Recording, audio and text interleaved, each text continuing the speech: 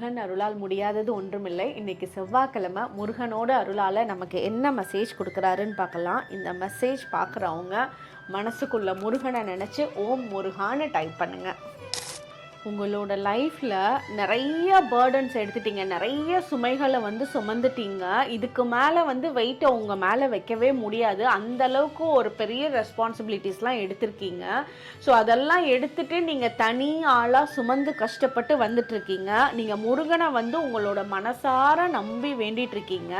அதனால் இந்த டைம் பீரியடில் நீங்கள் இவ்வளோ நாள் பட்ட கஷ்டத்துக்கு ஒரு பிரேக்கிங் பாயிண்ட் இந்த டைமில் வரப்போகுது. அதாவது எல்லா சுமையும் இறக்கி வச்சுட்டு நீங்கள் ஃப்ரீயாக ரிலாக்ஸ்டாக மனசு திருப்தியோடு நடந்து போகக்கூடிய டைம். ஓ முருகா அப்படின்னு சொல்லிட்டு நீங்கள் ரிலாக்ஸ்டாக நடந்து போகக்கூடிய டைம் உங்களுக்கு இப்போ வரப்போகுது. எல்லாத்துக்கும் சேர்த்து ஒரு முற்றுப்புள்ளி வச்சு ஒரு புது வாழ்க்கை உங்களோட லைஃப்பில் ஒரு நல்ல டேர்னிங் பாயிண்ட் இந்த டைம் பீரியடில் உங்களுக்கு கிடைக்க போகுது.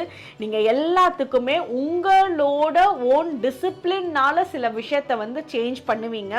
உங்களுக்கு இப்படி தான் நான் செய்வேன், இது நான் செய்ய மாட்டேன் அப்படின்ற விஷயத்தை நீங்கள் உங்களுக்கு நீங்களே இப்போ வரையறை கொடுத்துக்குவீங்க.